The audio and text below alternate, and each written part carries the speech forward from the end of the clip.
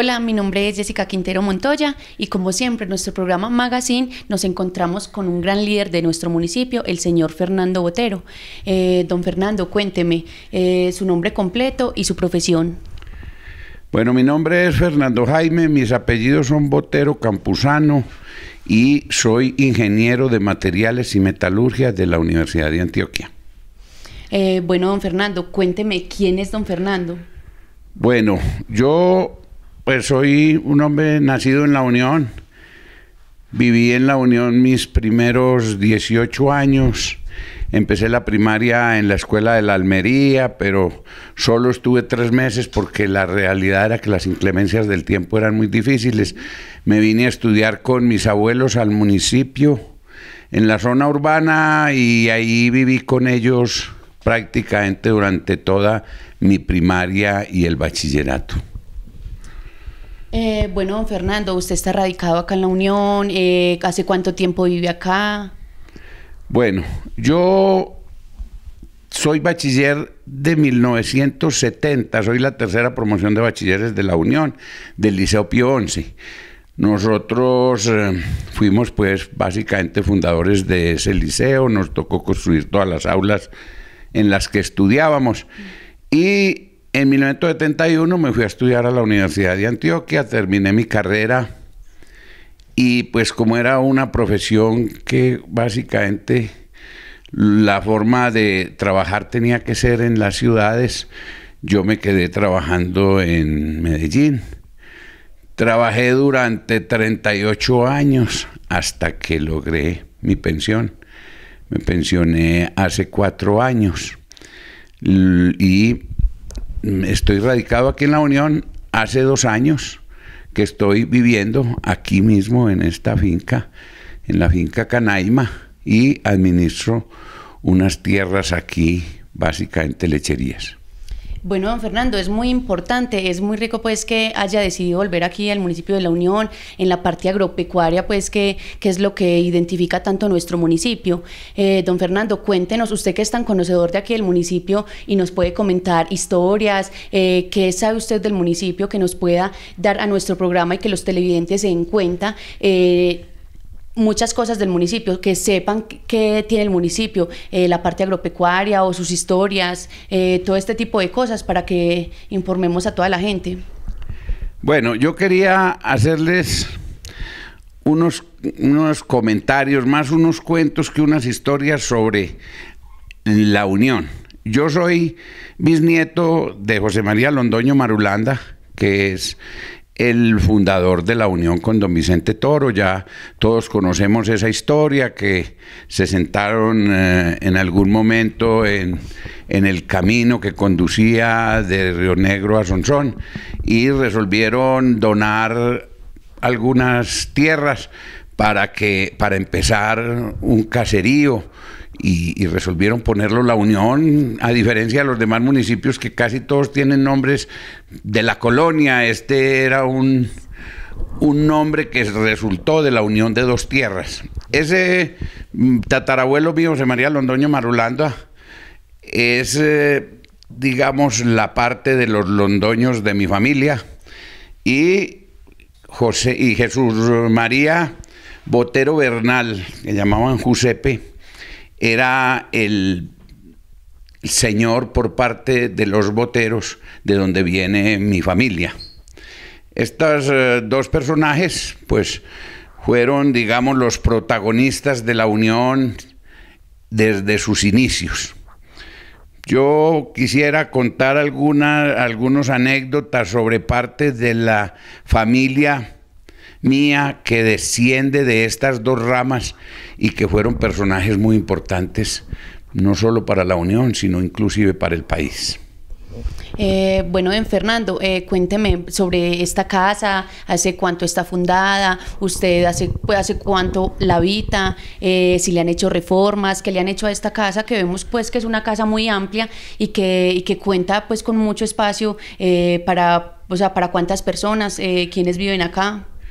Bueno, esta finca se llama Canaima, y esta casa la construyó el tío mío Belisario Botero Londoño, que está casado con Fabiola Campuzano Elejalde, que también es tía mía, y él la construyó precisamente para casarse. Esta finca debe tener muy cerca de los 75 años.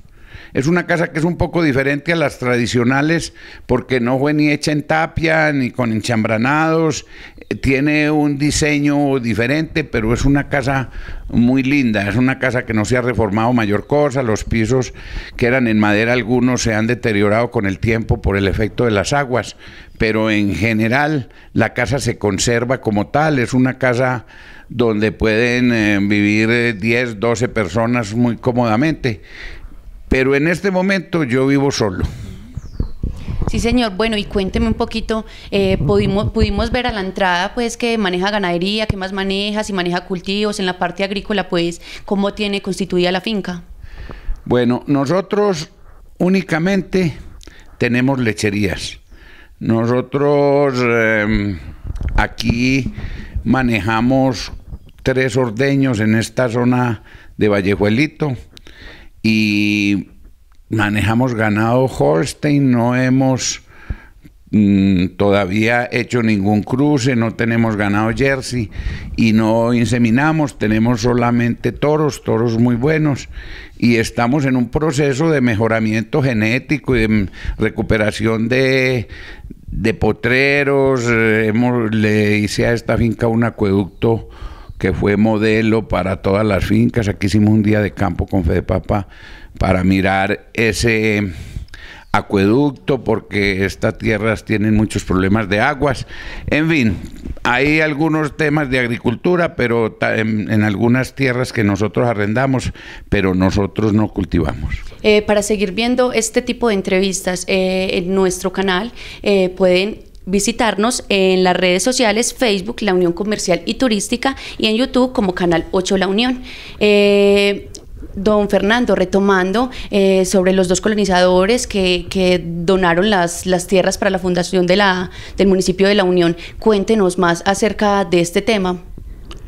Bueno, le decía que el señor José María Londoño Marulanda, que era mi tatarabuelo, algún día sentado con un gendarme de la policía que se llamaba don Vicente Toro, ambos poseían tierras muy cerca de la vía que conducía de La Ceja o de Río Negro a Sonsón.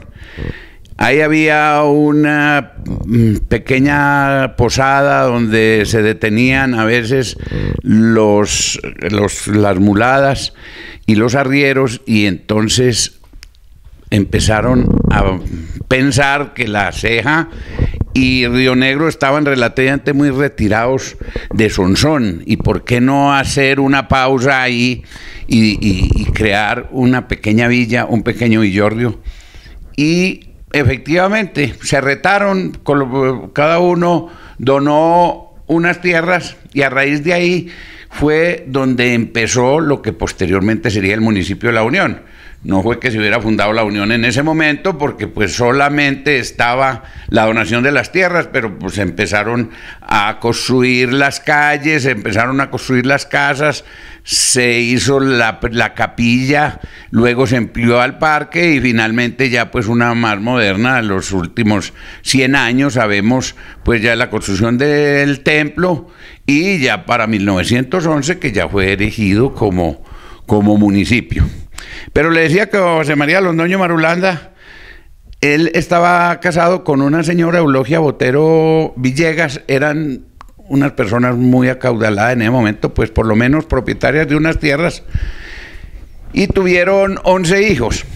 De esos 11 hijos solamente pues quiero mencionar a Braulio, que era Braulio Londoño Botero, que era el papá de mi abuela. Braulio Botero se casó con una señora Carmen Londoño. Entonces nacieron los Londoños Londoños. Los Londoños Londoños, que eran mi abuela, que se llamaba Lastenia, hubo Santiago, hubo otra señora que se llamaba Sofía, y Braulio, para el mismo nombre del abuelo. Estos 3 personajes fueron tal vez las primeras personas que se fueron de La Unión. digamos, buscando colonizar aquellas tierras del viejo Caldas, estaban buscando, en aquellos momentos el gobierno estaba regalando tierras a la gente que fuera a colonizar, estaba empezando la época de lo del café, las siembras, la ganadería, la agricultura, y ellos se fueron, inmigraron hacia esas tierras. Y le menciono a estas personas porque fueron unas personas supremamente importantes. Con decirle que Sofía, por ejemplo, Sofía Londoño, ella se casó en Pereira con un señor Fortunato Gaviria, luego tuvieron un hijo que se llamó Milton, luego un nieto que volvió a llamarse Fortunato, y un bisnieto que se llamaba, que fue nuestro presidente de Colombia y 2 veces director de la OEA, el señor César Gaviria Trujillo. O sea que la descendencia de César Gaviria Trujillo es de la Unión. Pero Santiago Londoño también fue un hombre muy importante. Él se radicó en Pereira, empezó a estudiar medicina, luego terminó medicina en Bogotá y se fue a especializarse a París, en Francia. Le tocó por aquella década de los 20 estudiar con los hermanos Curie, le tocó la del descubrimiento de los rayos X, regresó a Colombia como la primera persona que introdujo los rayos X a Colombia y trajo una máquina de rayos X que empezó a funcionar en Pereira, con la cual el hombre inclusive consiguió mucha plata, fue un hombre también de mucha fortuna. Esa línea de ellos es, digamos, de la Unión, los primeros que se fueron y empezaron a hacer gran historia en esa parte. Bueno, don Fernando, ¿ellos se fueron y luego regresaron, o los que quedaron aquí, qué quedaron haciendo? Cuénteme un poquito si ellos quisieron volver o ya dejaron solamente la Unión como un inicio de sus vidas y luego irse. Bueno, definitivamente ninguno de ellos regresó, por lo menos a instalarse de nuevo acá. Ellos volvieron y sus hijos y sus nietos todavía inclusive vienen a visitar la tierra de sus ancestros. Pero le decía que también por la parte de los boteros hubo también otra migración importante de unas personas provenientes, le decía, de don José María Botero Bernal, que lo llamaban Jusepe, era un hombre de un carácter muy fuerte.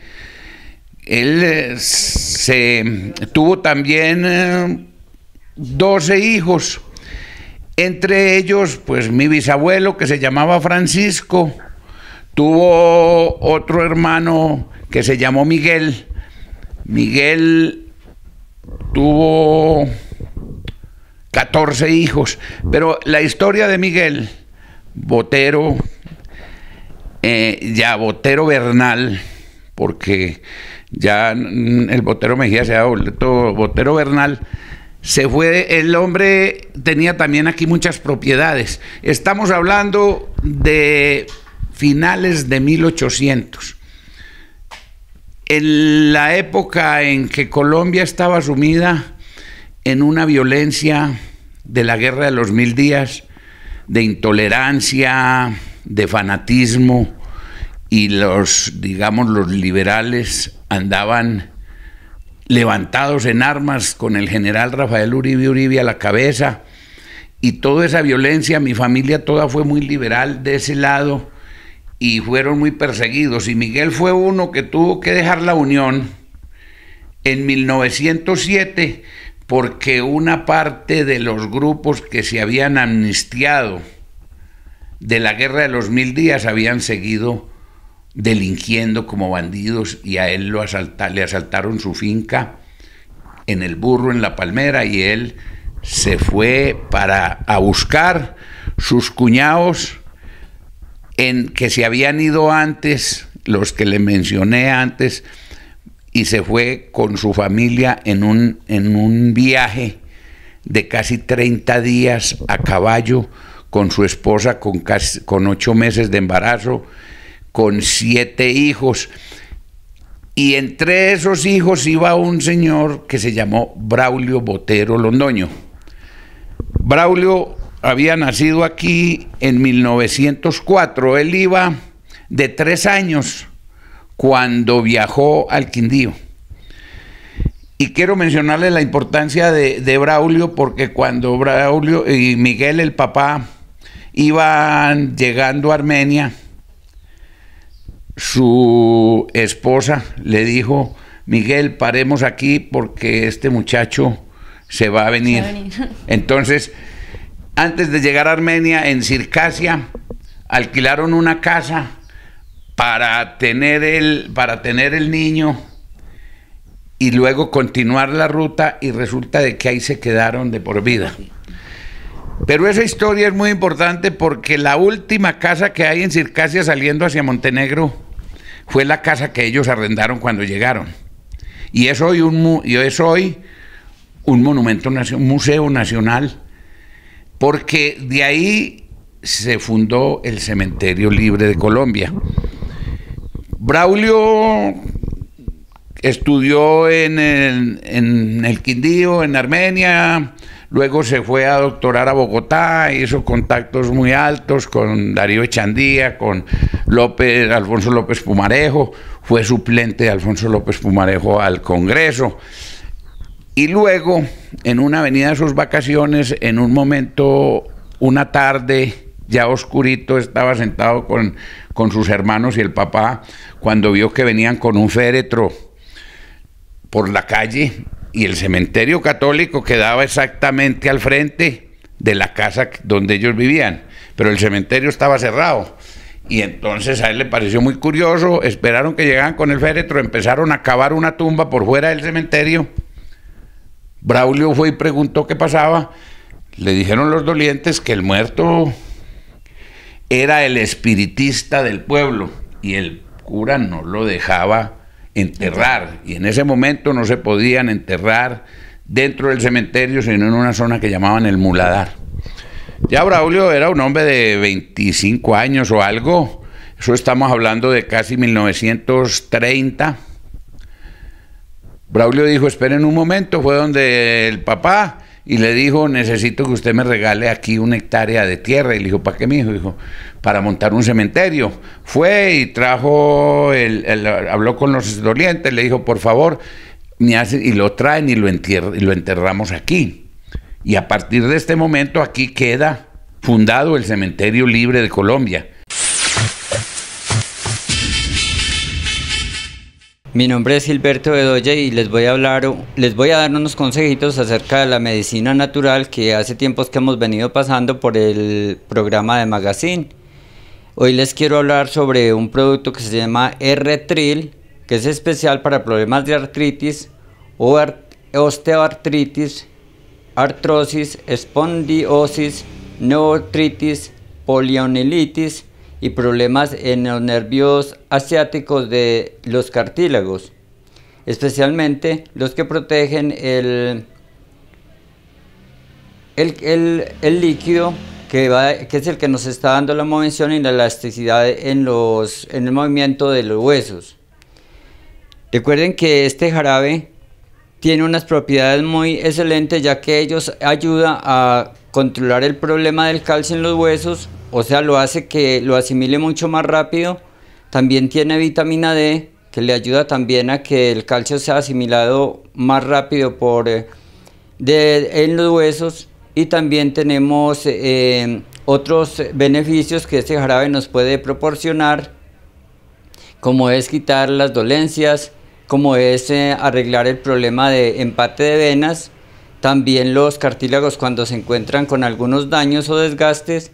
Entonces es muy importante que tomemos este jarabe, una copita en la mañana y otra en la noche, ya que esta nos va a ayudar a quitar las dolencias y nos va a ayudar a que el problema del dolor articular sea mucho más llevadero.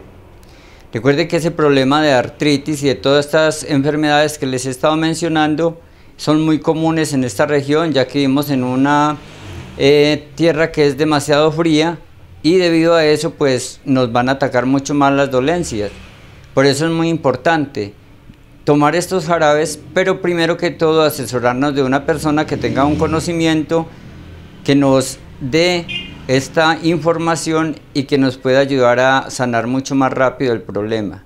Muchas veces nosotros tenemos la costumbre de hacernos los remedios o cositas que las vecinas se hacen porque a ellas les aprovecha para X y dolores, pero los dolores y los problemas de los huesos no son los mismos siempre, sino que hay diferentes problemas en los cuales a veces las cremas calientes son nocivas para acabar el líquido de los cartílagos, que estos son los que nos ayudan a tener un buen movimiento y que no tengamos estas dolencias. También nos tomamos de pronto un antibiótico y le quita a uno la dolencia. Muchas veces la vecina nos dice, ay, es que yo tenía un dolor en tal parte en el cuerpo y me tomé esto o me eché X o Y crema y esto se me quitó. El artritis es supremamente delicado porque hay un artritis que se le puede hacer unturas calientes, pero también hay otro artritis que no se le debe de hacer caliente porque aumenta la fiebre, el calor en el hueso y ahí es donde va a traernos más problemas y a veces también a empezar a deformarnos los huesos. Por eso tenemos que tener mucho cuidado. Nosotros nos tenemos que asesorar de las personas que verdaderamente tienen la capacidad de mandar los medicamentos, como son los médicos y como somos nosotros que también tuvimos un estudio, nos preparamos para trabajar con los productos naturales. No diría que todos, pero sí la mayoría de nosotros, los que trabajamos con productos naturales, tenemos que tener una preparación para podernos meter en este rango, ya que esto está vigilado por el INVIMA y constantemente pues ellos nos están visitando y tenemos que estar muy al cuidado de la salud de todos los pacientes, de toda la comunidad. Por eso estamos haciendo este programa como prevención, para poder así darles una asesoría, para que ustedes puedan tener, ir con más tranquilidad a buscar los medicamentos, los productos naturales o lo que ustedes necesiten.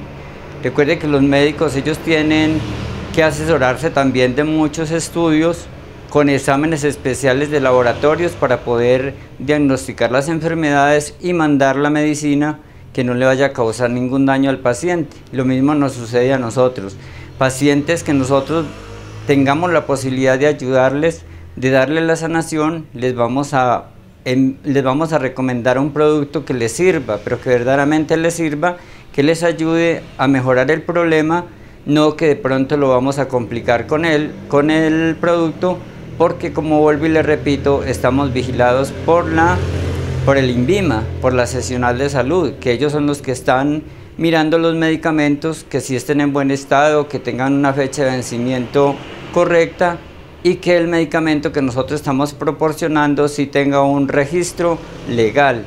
Entonces ustedes pueden venir con toda la tranquilidad a buscarnos para así darles una asesoría y ayudarles con nuestros medicamentos.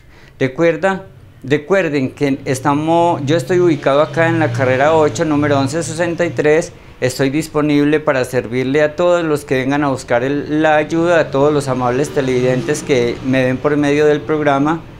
Qué bueno que así todos, uno a uno, pudiéramos aportar de nuestros conocimientos para así transmitirle a las demás personas que necesitan de esta asesoría y de esta ayuda y así no cometer errores acerca de nuestra salud, que es lo principal para nosotros.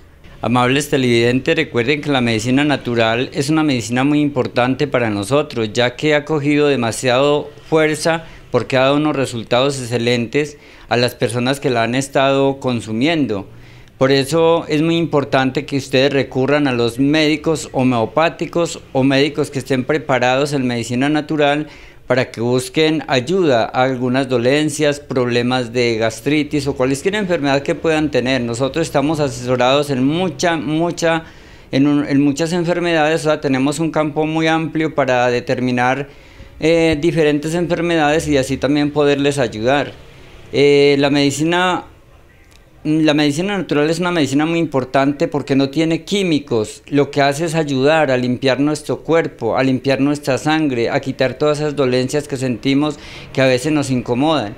Recuerden que la medicina alopática también es muy importante porque son calmantes, son cosas que nos pueden traer cosas muy o sea, alivios muy inmediatos, pero luego vuelven a aparecer las dolencias. Lo otro que también tiene la medicina alopática es que tiene muchos químicos y a veces nos sirven para algunas cosas, pero también nos pueden intoxicar el organismo, como afectarnos los riñones, también puede traer impurezas en la sangre. O sea que hay unas medicinas que son muy buenas porque de verdad que nos ayudan a calmar los dolores, pero que no son tan convenientes. En cambio, la medicina natural pues tiene unas propiedades muy excelentes y les va a ayudar a tener una mejoría no tan inmediata, pero lentamente. Cuando ustedes vayan mirando que se sienten mejores del problema que tienen, es porque ya ustedes van teniendo una sanación al problema. No les voy a decir que no consuman la medicina alopática, no, porque de todas maneras la necesitamos y los médicos pues ellos también están preparados para mandarla.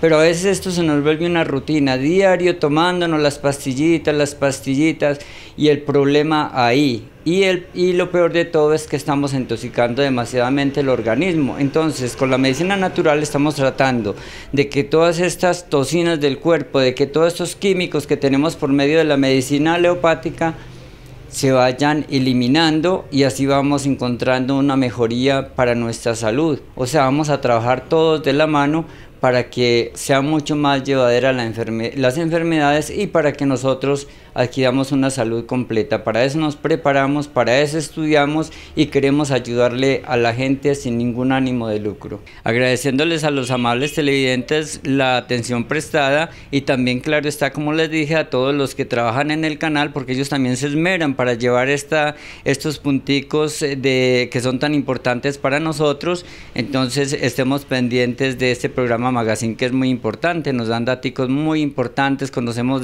muchas cosas de personas que tienen diferentes actividades. Qué bueno, ojalá que el canal siga para adelante. Muchísimas gracias, hasta la próxima.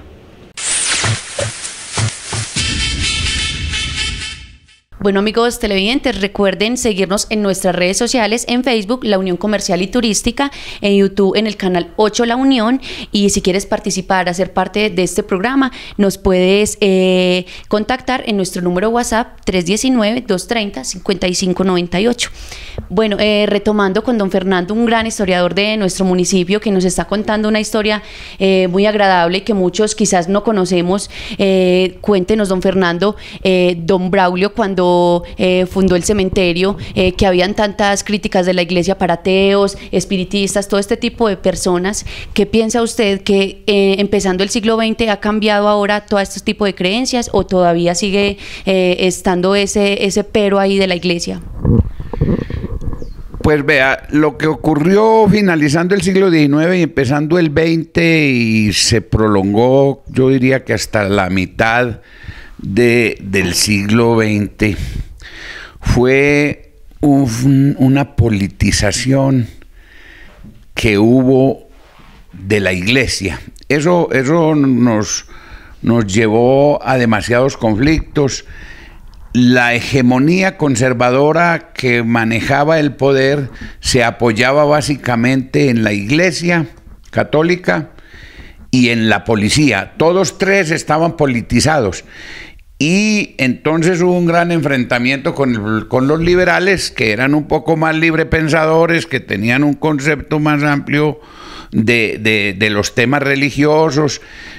Algunos eran anticlericales, pero en el fondo ateos no eran, y la lucha realmente no era por la fe, la lucha era por la participación de la iglesia en política.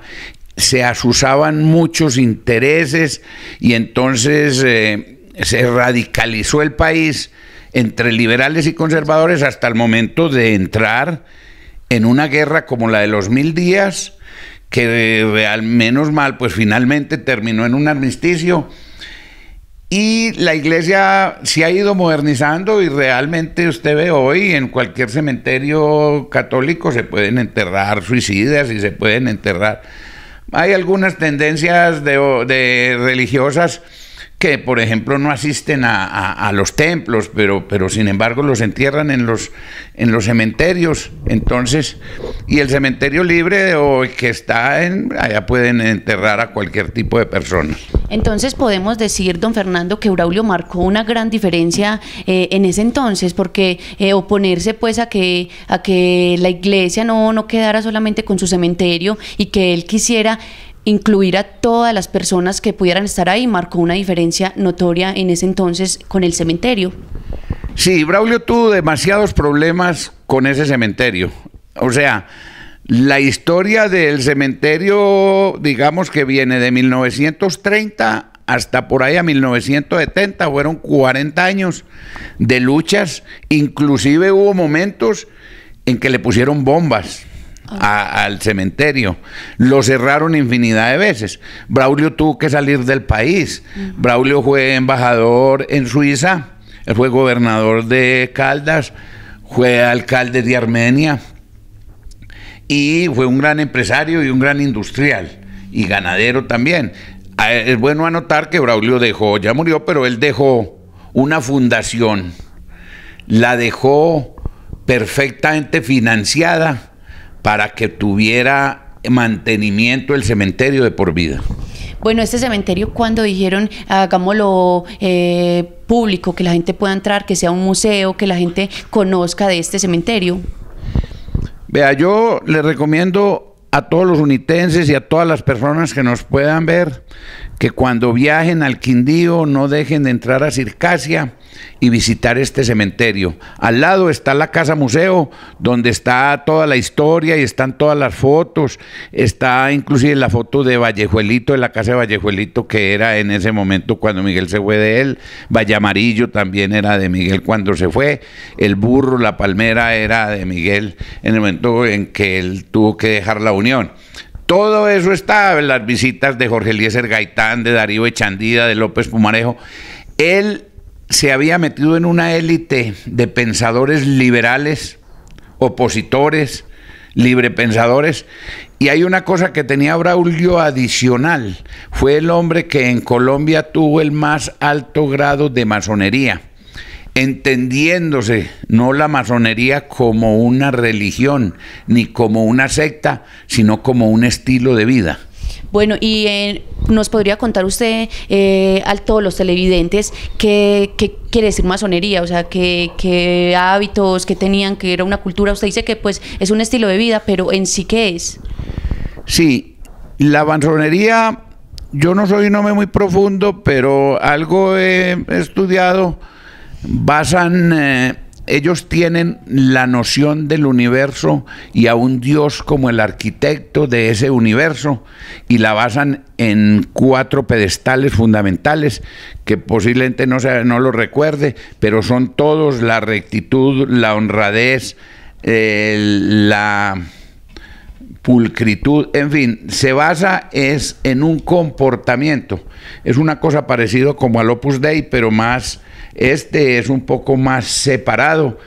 Ellos tienen, como le digo, más que una religión, es una forma de vida. Bueno, cuando él quiso hacer esto, que marcó, sabemos, el municipio, muchas personas no conocíamos a don Braulio, marcar el municipio, marcar un país, dejar un museo, porque ya pues no está el señor, pero dejar un museo tan importante, sus ancestros y todo, que no creo que eran partidarios de todo este tipo de cosas, toda la familia suya que piensa ahora que él dejó todo este legado. Bueno, Braulio tuvo un problema realmente, que no pudo tener familia. Entonces Braulio adoptó una hija que es la que le maneja básicamente todos sus bienes y que maneja la fundación. Sus otros hermanos eran también empresarios. Algunas mujeres se quedaron aquí.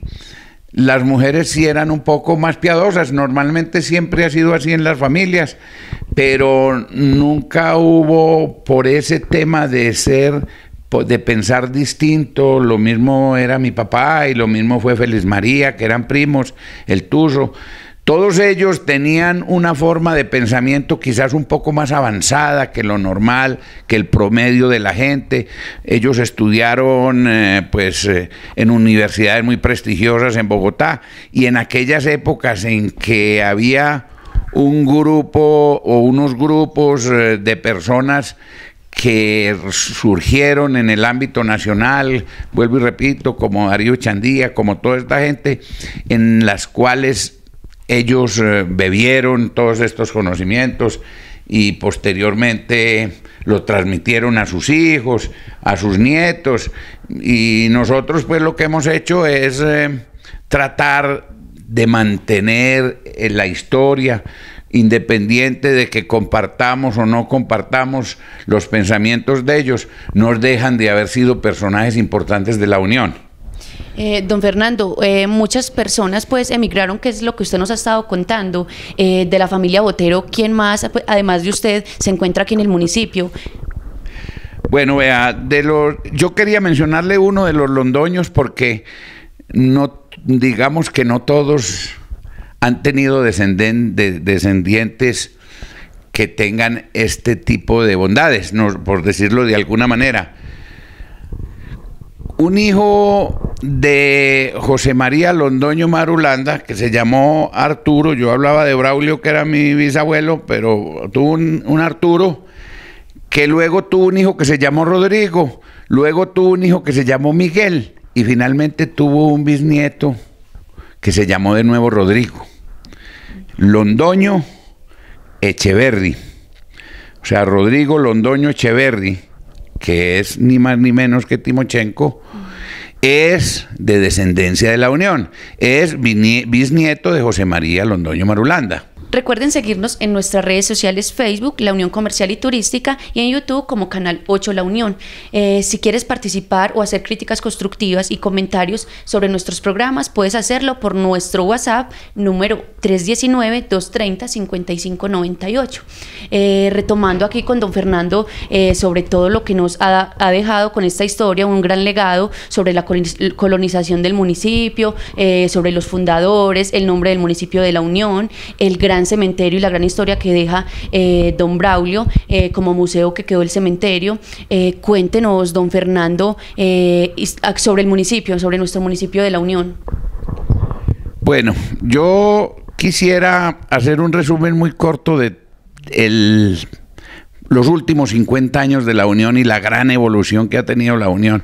Sobre todo quienes desde pequeños hemos estado aquí, hemos visto cómo se fue pasando de fabricar unos quesitos las señoras en el campo, de sacar una mantequilla con unos huevos, que con eso lograban sobrevivir. Vinieron luego unos personajes que llamaban los rescatantes, que salían por todo el campo con sus caballos y unos canastos recogiendo los huevitos, la mantequilla y los quesitos a la gente, y con eso la gente recogía su platica, iba y mercaba. Eran unas vaquitas muy pobres, unas vacas de muy baja raza, de muy baja producción, pero sin embargo con eso se empezó a levantar la economía del municipio. Ya pues posteriormente empezó la siembra de la papa. Cuando aquí hace 50 o 60 años las papas se sembraba, inclusive se empezó sembrando en forma individual cada mata. Como no había ni fungicidas, ni herbicidas, ni insecticidas, se tapaba con helecho, se quemaba la tierra para poderlas abonar. Vinieron los polacos huyéndole a la guerra con Hitler, porque cuando Hitler los invadió a Polonia, ellos prefirieron desocupar el país que someterse al dominio nazi, y llegaron a Colombia una gran cantidad. A la Unión llegaron unos que ya conocían muy bien el cultivo de la papa, nos enseñaron a sembrar hilado, atravesado, a no quemar la tierra, trajeron fumigadoras, insecticidas, fungicidas, y se fue creciendo. Luego por allá en la época de los 60 se empezó a llegar los pastos, llegaron los pastos nuevos, entraron la fertilización, empezaron a llegar los ganados. La papa empezó a traerse unas semillas muy buenas, llegaron los tractores, nadie pensaba en la Unión que hubieran máquinas que ordeñaran una vaca, ni que hubieran máquinas que rompieran la tierra. En fin, hoy somos un municipio modelo. Somos el municipio, yo creo, más agropecuario que tiene el país. Entonces, ha sido un gran desarrollo que ha tenido este municipio gracias al esfuerzo y el tesón de su población, de su gente, de sus campesinos. Nosotros, yo creo que somos el municipio más trabajador y más emprendedor que tiene Colombia. Don Fernando, muy bien lo dice usted sobre los tractores. No sé si de pronto tenga una historia sobre el tractor que está en todo el parque, que es un ícono, que es muy representativo para nuestro municipio. ¿Nos pueda contar algo sobre eso? Sí, el tractor llegó a la Unión, no sé, por 1945, 50. Los primeros eran unos Ford, sí, unos Ford pequeños, como el que hay en la plaza, tal vez don Francisco Botero, algunos fueron los primeros que lo trajeron. Y ya hoy usted sabe que somos el municipio donde hay una densidad mayor de tractores en el país. Lamentablemente llegamos pues al fin de este programa. Nos podríamos quedar acá escuchando a don Fernando todas las historias que tiene sobre el municipio, porque esto apenas es una leve introducción que tiene él, porque obviamente el tiempo es muy corto, pero no irme sin antes agradecerle a don Fernando el tiempo, el espacio, a abrirnos las puertas aquí en la finca Canaima, y que es un lugar tan especial y que mucha gente no conoce. Muchísimas gracias, don Fernando. No, yo le quiero dar las gracias a ustedes, porque estos espacios son muy importantes, son fundamentales para la historia de la Unión, para la cultura, para su tradición. Estos programas se deben hacer con más frecuencia para conocer nosotros en cada uno de los temas. Podemos desarrollar historias de cómo fue el desarrollo de la industria agrícola, de la pecuaria, no solo de la parte histórica, sino de todo el pasado, y que la gente la recuerde, tratar de que esto quede impreso y grabado para que no se borre, y que nuestros hijos y nuestros nietos siempre sepan la historia de la Unión. Bueno, televidentes, recuerden que este programa se desarrolla gracias al apoyo de la Corporación de Televisión Comunitaria de la Unión. Mil y mil gracias. Los esperamos en una próxima edición del programa Magazine. Muchísimas gracias.